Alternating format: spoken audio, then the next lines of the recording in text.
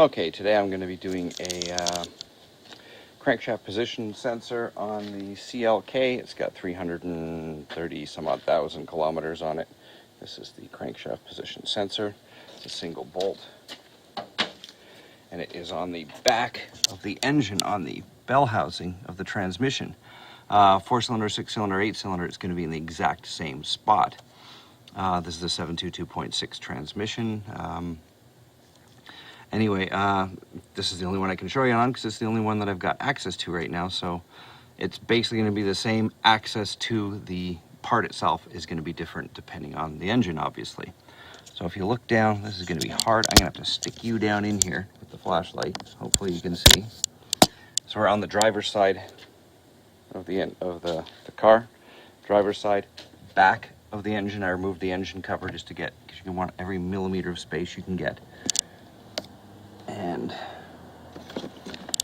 if you, I'm sticking the camera down in there. Let's get the flashlight on better, sorry. Come on, flashlight.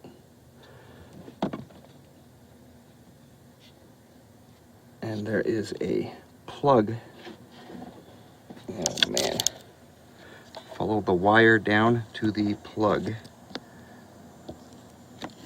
Right. Right basically on the back. I don't know. There, can you see it? There's a plug with a single wire coming out of it. Right there in the center that the flashlight's on. One of the hardest parts of this thing is actually getting your fingers on the little tabs and squeezing the tabs together on the plug.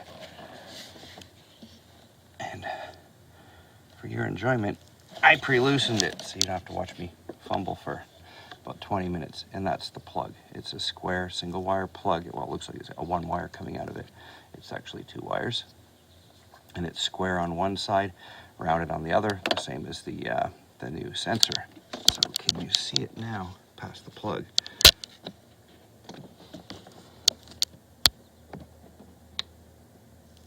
Yeah, it's difficult to film in here for you guys, so hopefully to show you.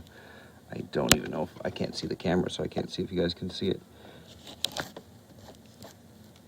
I got the flashlight is on it, but I don't know if you can see it. And underneath there is a, I think it's an M5 hex-headed Allen bolt. I'll find that out in 2 seconds. I don't know if you're even looking in the right direction. Can you see it there? Sorry. It's on the bottom. Fun enough, it's on the bottom of the plug of the sensor, so it's even tougher to get to. So showing me taking it out is going to be pretty hard. I'll just show you the extension and how I'm attacking it from above the engine. That's about all I'm going to be able to show you because I can't, there's no way to film in there. So I'll get the tools all set up and then basically show you which tools I'm using to access it easily enough, and hopefully you can work it out from there. I wish I could get a better view of it for you, but I'm not sure how to do that unless I get a mirror. Let me try a mirror. Hold on. Now actually, this wasn't that difficult at all. I thought it was going to be an Allen-headed bolt. I just assumed. It is not. It's a Torx, reverse Torx VE8. So it's an 8 mil reverse Torx. And I'm just using a 1/4 inch socket and my 1/4 inch reverse Torx. And I actually have enough room to get down there, get my hand on it. And I know you can't see anything. I don't know why I'm moving the camera. Kind of makes no sense to even say that. And it's pretty actually, with a 1/4 mil or a 1/4 inch wrench, it's actually okay to get on there. And if you can hear the clicks, it's coming out. So not that bad actually, as long as you have a 1/4 inch reverse Torx, which I recommend you have just for this. Okay.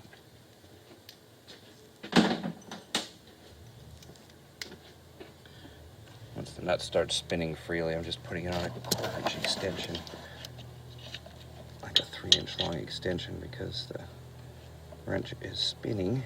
Well, this bolt is coming out very, very easy. Not tough at all. I was thinking when I pulled it out that I was going to probably replace it with an Allen-headed bolt when I put it back in, but it doesn't seem to be that necessary. So there is the reverse Torx bolt I just pulled out. Put this, don't fall down. Okay, won't fall through there. Pull the sensor out. Hopefully. Oh my God, it's in there. Okay, I'm just going to probably be wiggling this for a few minutes. It's semi-loosening. So you don't want to watch me wiggle. Oh, let me give you some symptoms of a crankshaft position sensor going. Car randomly stalls for no reason.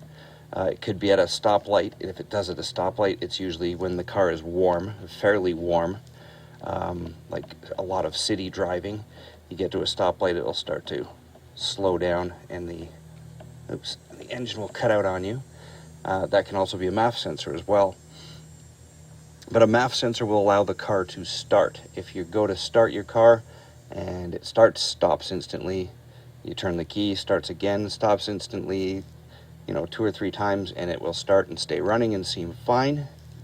And then it does that, once in a while. That is a lot of times, the crank position sensor going. Gotcha. This is the old, nasty crank sensor. So we're simply going to be sticking the new one in, and there's not much to it. Put the new one in. Looks like there's some, no, it's not grease, that's just aluminum dust from the side of the case. That's like a magnet, and it just reads as the crankshaft passes by. It reads the position of the crankshaft relative to everything else, so it knows when to fire the spark plugs and blah, blah, blah. And if it doesn't know where the position of the crankshaft is, the car's not going to start and run. It can't run without that reference. So I think, what did I pay for the part? $45 or something for the new one. So we're gonna, and that's what my car was doing. Once in a while, when it got really hot, when I had the trailer on it, was towing in town, it would start to stall a little bit. Once in a while, at lights. Once it cooled down, ran fine.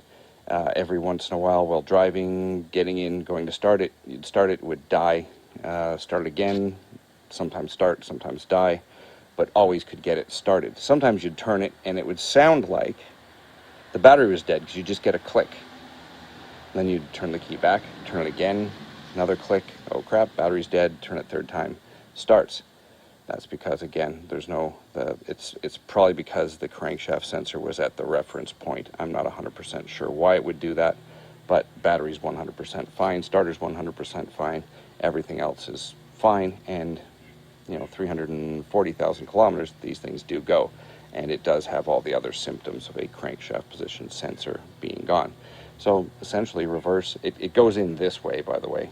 The plug connector is up, the bolt hole is on the bottom. It's on this car, on the clk, dead simple, oddly.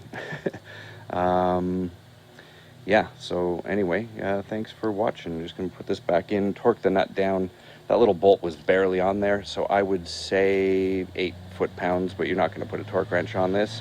So a little less than you would torque down a spark plug. Nobody's going to put a torque wrench on this. I'm not going to put a torque wrench on this. Some fanatic may, if you have OCD. Not going to do it. 8 foot-pounds, that's about right. So anyway, thanks for watching.